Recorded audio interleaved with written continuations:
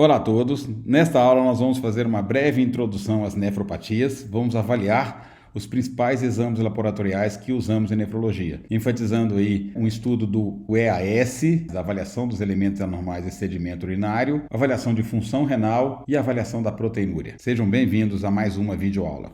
Didaticamente, nós podemos dividir as nefropatias em três grupos: nas doenças pré-renais, na doença renal pós-renal e na doença renal intrínseca. Pré-renal é tudo aquilo que ainda que não acometeu diretamente o rim, não há uma alteração morfofuncional do rim, mas existe a redução do volume urinário e o aumento das excretas nitrogenadas, por exemplo, secundário a uma diminuição da perfusão sistêmica. Na doença pós-renal, da mesma forma, o rim está íntegro, mas o indivíduo para de urinar porque existe uma obstrução do trato urinário, como, por exemplo, na hipertrofia prostática do paciente do sexo masculino idoso.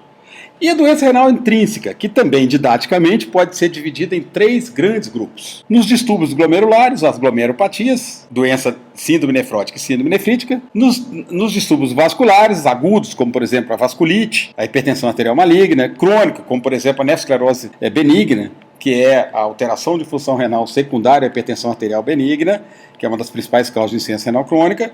E os distúrbios tubulointersticiais, processos agudos, como por exemplo a necrose tubular aguda, que é a principal forma de insuficiência renal aguda no nosso meio, e processos crônicos, como por exemplo a doença renal policística, o refluxo vésico-lateral, o abuso de analgésicos, etc.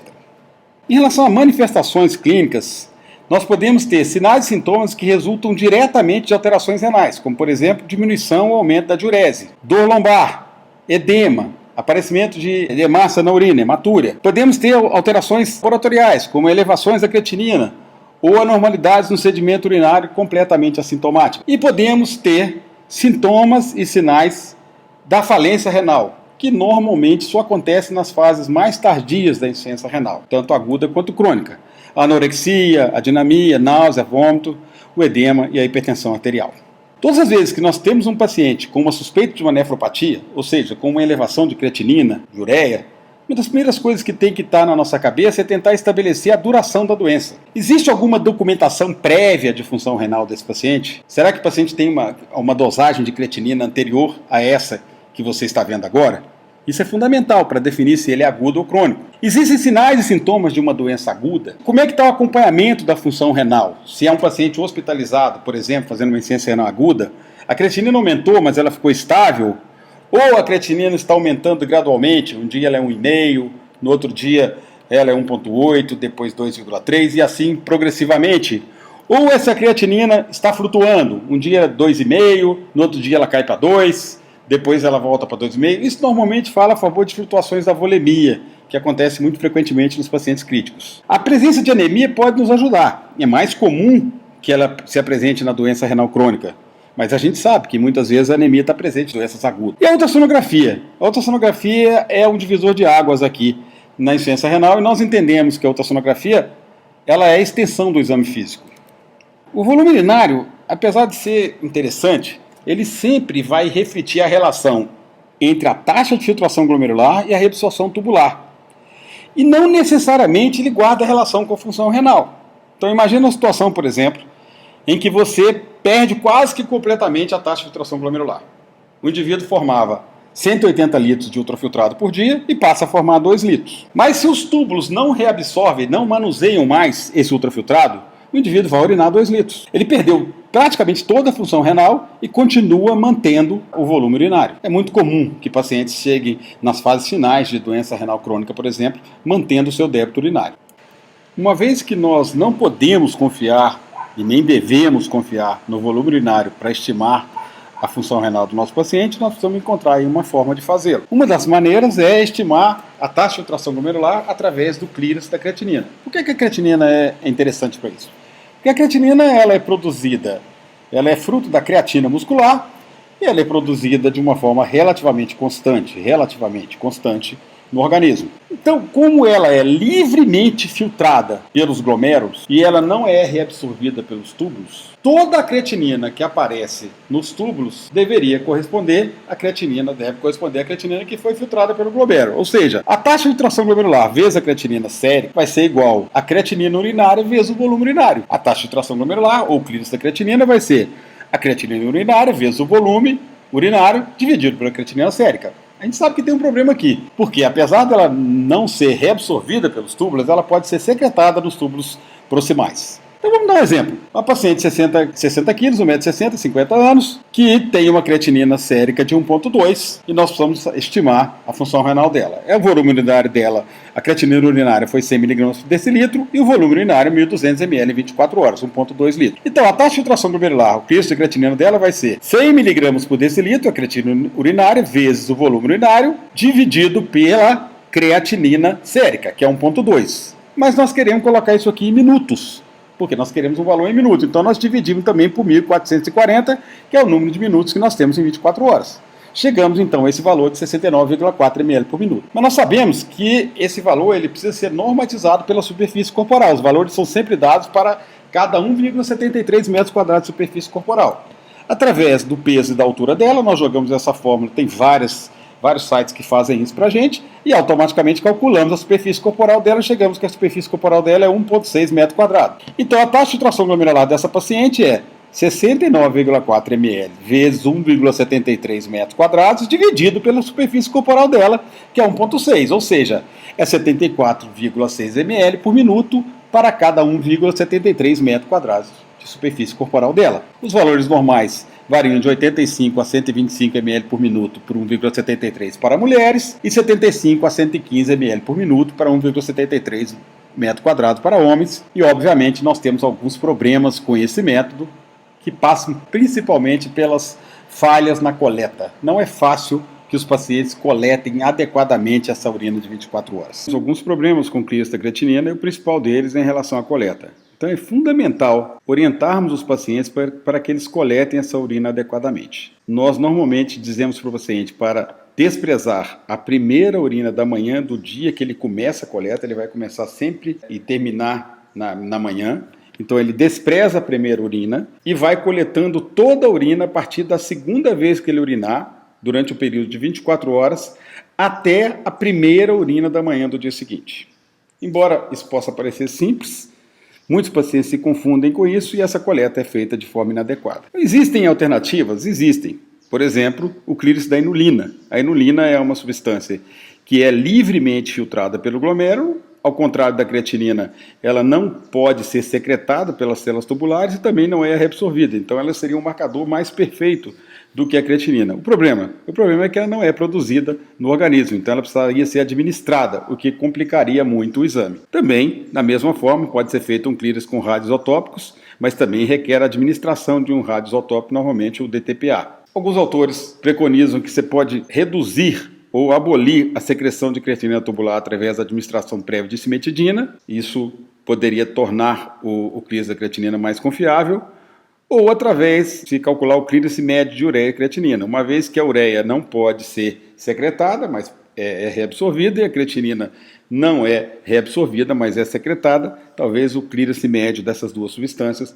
fosse mais fidedigno, mas obviamente isso não é assim. Uma vez que existem problemas com a coleta do clíris, uma das alternativas é tentar usar fórmulas em que você consiga, assim, estimar o clíris da creatinina sem necessariamente coletá-lo. Nós já vimos, então, que para fazer o clíris da creatinina nós precisamos de uma coleta de urina adequada de 24 horas, da dosagem da creatinina urinária e da dosagem da creatinina sérica. Algumas fórmulas fazem isso apenas com a creatinina sérica. A primeira dessas fórmulas é essa fórmula de Cockcroft-Gault, é uma fórmula muito grosseira, mas muita gente ainda usa, principalmente na insuficiência renal aguda, para estimar a função renal, e se usa muito na terapia intensiva para ajustar doses de drogas que têm eliminação renal, como antibióticos, por exemplo. E ela é uma fórmula extremamente simples, é 140 menos a idade do paciente, vezes o peso ideal do paciente, calculado pela altura desse paciente, não o peso que ele apresenta, uma vez que a creatinina, ela guarda relação com a creatinina muscular e não com, e se o paciente tiver um aumento da massa gorda, como por exemplo,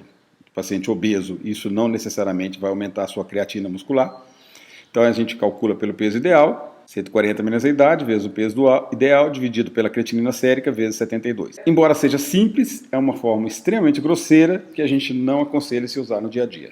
As fórmulas que se mais utilizadas é essa fórmula do MDRD e do CKD-EPI, Todas essas formas estão disponíveis na internet, vocês podem encontrá-las, por exemplo, no site da SBN. Alguns laboratórios, os bons laboratórios, eles já estimam a taxa de filtração glomerular quando você pede uma creatinina sérica, normalmente usando a fórmula do MDRD. Lembrar para vocês que a gente desaconselha completamente se usar a creatinina isoladamente para estimar a função renal, uma vez que é notório que a creatinina ela pode se manter dentro da faixa de normalidade do laboratório, mesmo que você tenha grandes perdas de função renal, e isso só vai aparecer depois que o paciente perde aí, às vezes, mais de 50% da função renal. É fundamental que se coloque essa creatinina em alguma dessas fórmulas que nós citamos ali, ou que você tenha uma documentação prévia da creatinina do paciente, que tende a se manter estável, a não ser que o paciente aumente sua massa muscular.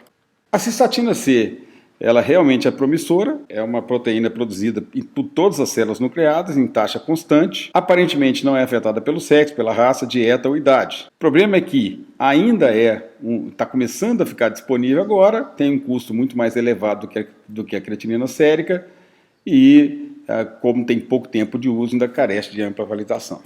Em relação à ureia, as pessoas têm o hábito de pedir sempre a ureia junto com a creatinina. A ureia realmente é um bom marcador de função renal? A gente sabe que não, principalmente no paciente crítico. Nós sabemos que a ureia ela é normalmente altamente reabsorvida nos túbulos proximais.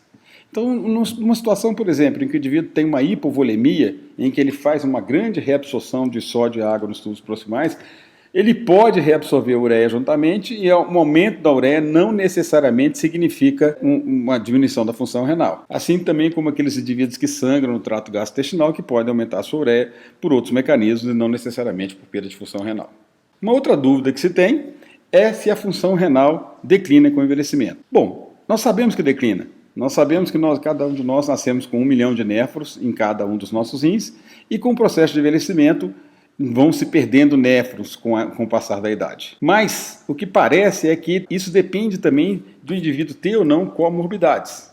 Então, nesse estudo, por exemplo, longitudinal, que foi de Baltimore, foram avaliados 254 indivíduos normais, sem doença renal, hipertensão e não tomando diuréticos. Eles foram acompanhados entre os anos de 1958 e 1981 com depuração da creatinina. E a taxa média de diminuição do clearance da creatinina foi 0,75 ml por minuto por ano e foi maior nos pacientes com hipertensão. Então, realmente perde função renal, mas parece que isso aqui depende também se o indivíduo tem comorbidades ou não.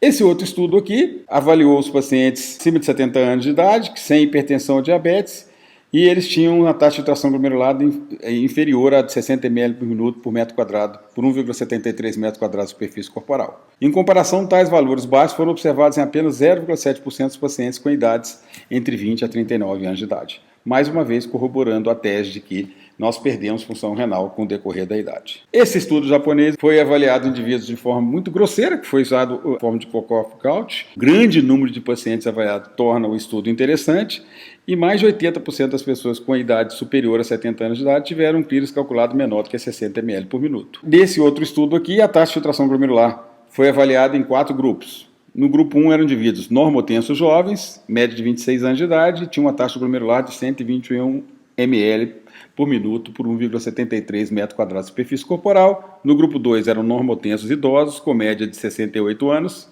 tiveram aí um clearance inferior de 103 ml por minuto por 1,73 metros de superfície corporal. E o grupo 3 eram idosos hipertensos, com a média de 70 anos, muito próximo ao grupo anterior, que tiveram uma taxa de filtração glomerular similar ao grupo anterior.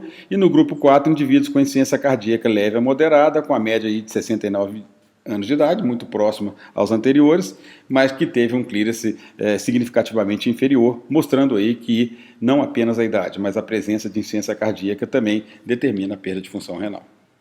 Vamos falar agora do EAS. EAS é, sem dúvida, um dos exames mais solicitados na prática clínica e dificilmente bem interpretado. Então, a primeira coisa a entender é que, na verdade, o EAS, que significa avaliação de elementos anormais e sedimentoscopia, são 2 exames. No primeiro exame, a urina é submetida a uma avaliação por uma fita reagente, onde se avalia algumas características, como por exemplo o pH, a densidade urinária e a presença de alguns elementos anormais. Posteriormente, essa urina, então, é avaliada no microscópio e se avalia o sedimento urinário. Então, são 2 exames em um só. Nós vamos entender que, para que o EAS seja bem feito, é crucial que a urina seja fresca ou que seja mantida sob refrigeração, o que nem sempre acontece. Algumas vezes essa urina é mantida no laboratório, na temperatura ambiente, e quando essa amostra não é avaliada num período inferior a 2 horas, tudo isso aqui pode acontecer. Alteração de pH, alteração da glicose, aparecimento de prova do nitrito positivo, redução de cetonas, bilirrubina e etc. Na primeira parte do EAS se faz uma avaliação das características da urina. O bioquímico, então, ele avalia a cor da urina. A cor típica da urina é uma cor palha, uma cor amarela citrino ou a cor âmbar, né? A cor amarelada. Se ela tiver avermelhada, isso pode significar a presença de hematúria ou a presença de pigmentos na urina, como, por exemplo, a mioglobina ou a própria hemoglobina. Uma urina pode ficar também turva pela presença de leucócitos, né? Uma piúria macroscópica, ou pela presença de gordura. Por outro lado, essa urina pode se apresentar espumosa, devido principalmente à presença de proteína ou de glicose. O odor da urina, o odor característico da urina, é o odor de urina, que é chamado de odor urinoide. Todos nós conhecemos. A urina, se ela tiver um odor fecal, isso significa que existe uma fístula enterovesical, está provocando aí a contaminação de fezes na urina. O odor frutado ou doce é típico da cetoacidose, o odor de maçã, que pode acontecer, por exemplo, no diabetes. E a amônia é porque essa urina foi deixada durante muito tempo e ela fermentou. O pH urinário normalmente é em torno de 5 a 6,5 e ele normalmente acompanha o pH plasmático. Nos processos de acidose sistêmica, a urina tende também a ficar com pH mais baixo. Mas o que explica um pH mais baixo? A presença do diabetes, a diarreia, o jejum prolongado, a ingestão de frutas ácidas, que muitas vezes é usado como uma profilaxia para a infecção urinária. O pH pode estar alto, por exemplo, um indivíduo que tem uma dieta que é pobre em proteína, uma dieta vegetariana, ou porque tem bactérias ali que estão alterando o pH urinário, por exemplo, em processos infecciosos, ou às vezes um indivíduo que tem uma propensão a ter mais cálculo tem um pH mais alto. E a densidade? A densidade urinária, ela guarda íntima relação com a osmolaridade urinária, ou seja, com a quantidade de solutos que estão presentes na urina. Então, o que pode explicar um indivíduo ter uma densidade urinária baixa? Um indivíduo que tem uma insuficiência renal, por exemplo, perde a capacidade de concentração urinária. Um indivíduo que tem uma ingestão aumentada de líquidos, um indivíduo que tem um diabetes insípido. O que pode explicar uma densidade urinária mais alta? Quando o indivíduo está concentrando a urina nas situações que a gente chama de síndrome pré-renal, na hipovolemia, por exemplo, ou se o indivíduo tem uma baixa ingesta de líquidos, ou se o indivíduo tem muitos osmose, muito soluto na urina, como por exemplo se tiver uma proteinúria ou tiver muita glicose na urina. Aqui só para a gente lembrar que a fita mede a densidade e a densidade guarda a relação com a osmolaridade. Em relação aos elementos anormais, quais são os principais?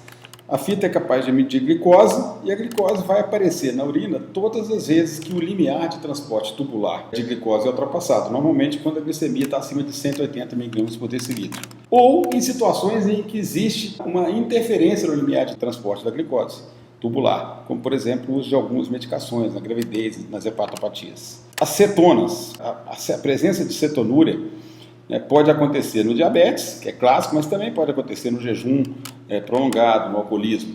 Bilirrubina na urina sempre vai estar associado a doença hepática ou doença do trato biliar. Hemoglobina na urina, a primeira coisa que a gente tem que lembrar é que ela é lida pela fita da mesma forma que a mioglobina, significar hemólise ou rhabdomiólise. E a presença da prova do nitrito positivo é porque tem bactéria na urina, normalmente enterobacteriaces, mas também o estafilococcus é capaz de fazer isso, que desdobra o nitrato em nitrito. E isso, junto com a prova de estearase leucocitária positiva, fala muito a favor de uma infecção do trato urinário. E a proteína na urina é uma coisa à parte que nós vamos ver agora nos próximos slides. Uma vez detectada a proteinúria no EAS, nós temos algumas abordagens a fazer em seguida. Primeiro, nós temos que considerar que o EAS é um exame capaz de pegar macroproteinúrias. E ele não tem sensibilidade para detectar a microproteinúria, que, por exemplo, é a fase inicial de instalação de uma nefropatia diabética. Começa com microproteinúria, depois passa para macroproteinúria e depois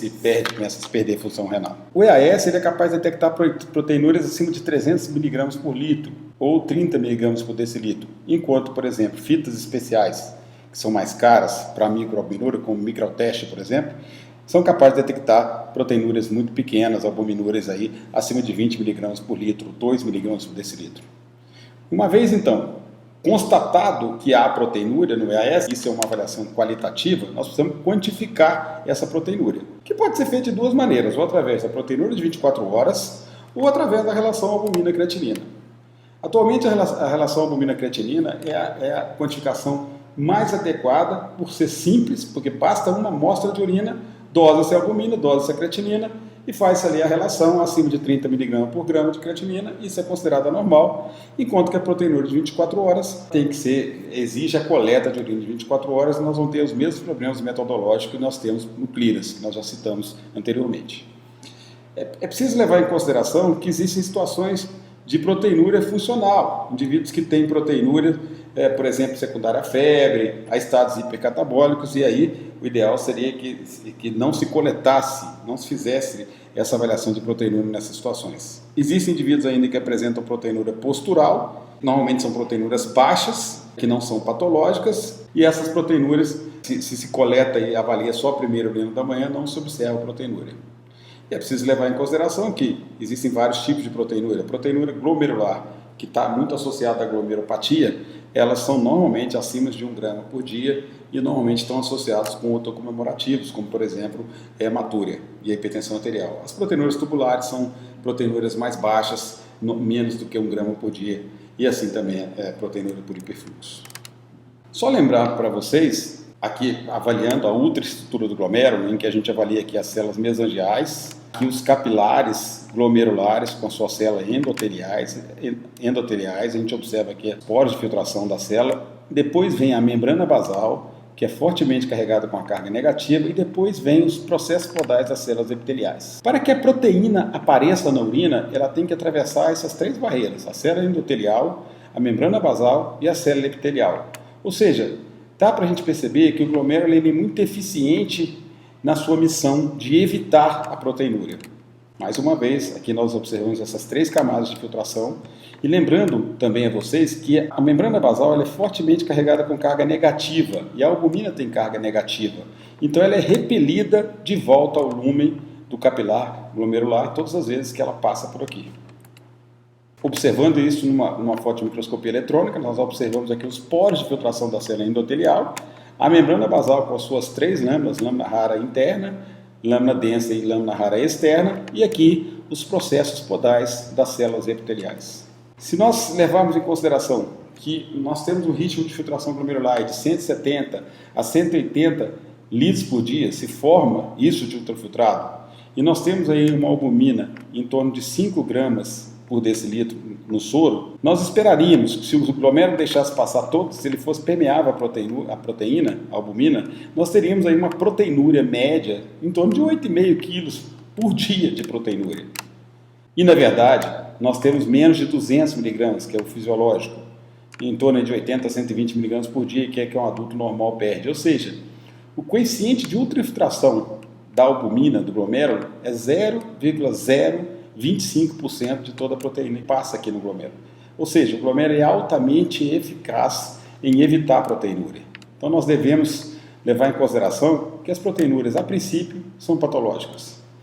E uma das primeiras perguntas que a gente faz quando encontra proteína na urina, e a gente pensa logo em glomerulopatia, é que existem situações em que essa proteinúria é seletiva, ou seja, ela decorre mais de uma alteração estrutural da membrana basal que perde a sua barreira de carga, ela perde a capacidade de segurar a albumina através da sua carga negativa.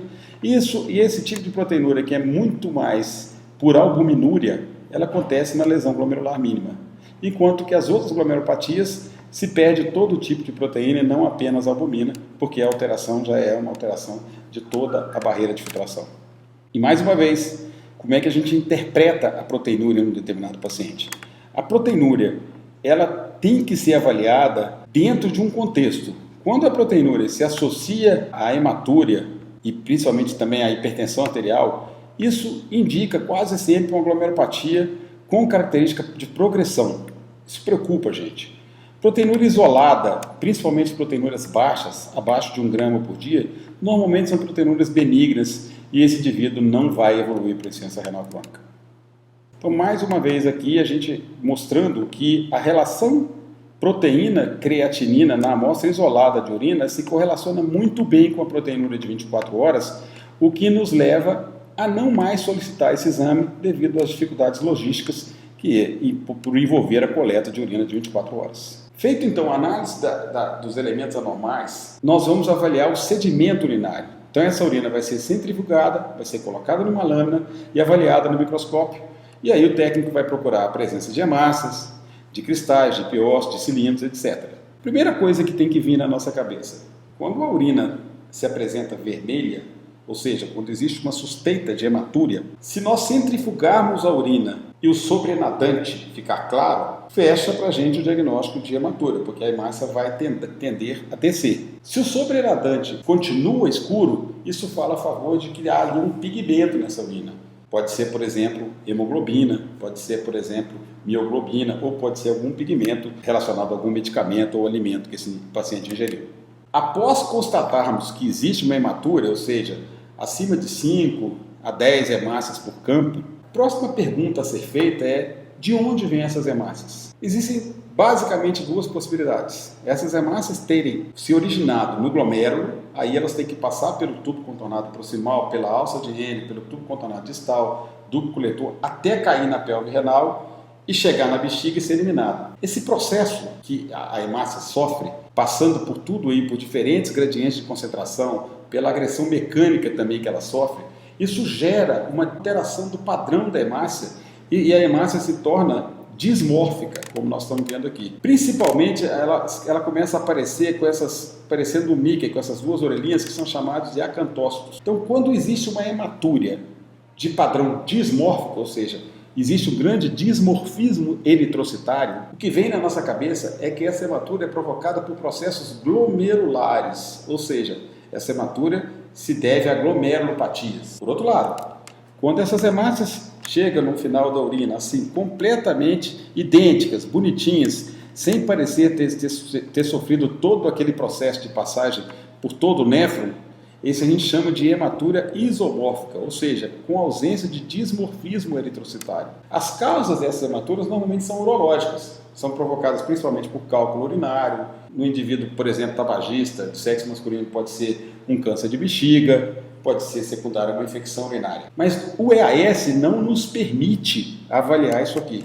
O exame que nos permite avaliar o dismorfismo eritrocitário é chamado de microscopia de contraste de fase. Então, quando vocês se depararem com uma hematúria, confirmarem no EAS que isso é realmente uma hematúria, o próximo exame é solicitar uma microscopia de contraste de fase que vai definir para vocês se essa hematúria tem dismorfismo, ou seja, é secundária a glomerulopatias, ou se essa hematúria não tem dismorfismo, ou seja, é secundária a processos urológicos. Lembrar que a hematúria, assim como toda e qualquer doença, ela deve ser avaliada no contexto da idade do paciente. Então, o que a gente sabe é que as hematuras das crianças, dos indivíduos jovens, quase sempre são associadas a glomerulopatias. Por outro lado, hematuras no indivíduo mais idoso já são associadas à neoplasia de próstata, neoplasia de bexiga, por exemplo, a neoplasias renais. Então, a gente leva isso em consideração. E nunca esquecer que a hematura pode ser secundária a exercício, a trauma, etc. Outra estrutura que o bioquímico, o técnico, normalmente procura no sedimento urinário são os cilindros.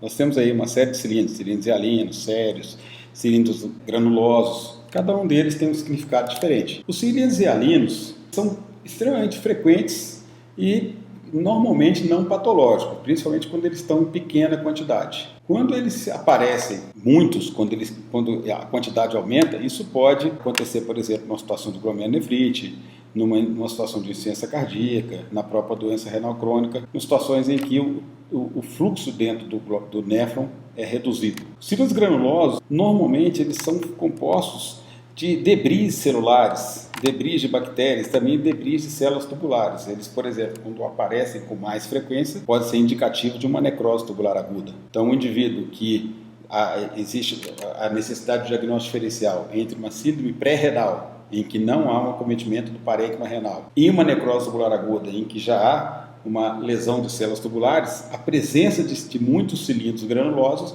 fala a favor de necrose tubular aguda, enquanto que na síndrome pré-renal o mais comum é visualizarmos apenas cilindros hialinos. Cilindros largos, eles são uma evolução dos cilindros hialinos e acontecem mais comumente em insuficiência renal crônica. Os cilindros graxos, eles têm gotículos de gordura e são normalmente associados à síndrome nefrótica.